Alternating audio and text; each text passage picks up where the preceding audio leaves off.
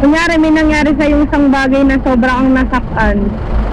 Tapos gusto mong kalimutan, pero may mga times na bumabalik talaga yung sakit. Oh.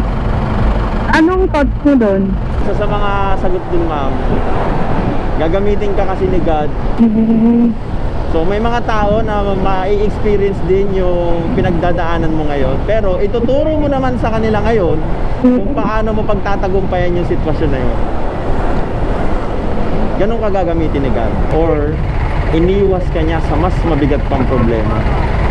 For example, sa akin, no, pag napaplatan ako, masaya pa ako niyan kasi baka iniwas ako ni God sa aksidente, kung Tama. nagdire-diretso. Eh, yung mga isipin mo, ano yung ikinabuti sa akin nitong bagay na to? Oo. Ang ganon. Ang galing mo naman, kuya.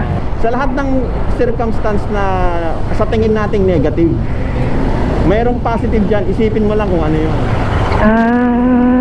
So, ipag-pray mo kagad kay God yun. Walang ginawa si God sa'yo na ikasasama mo.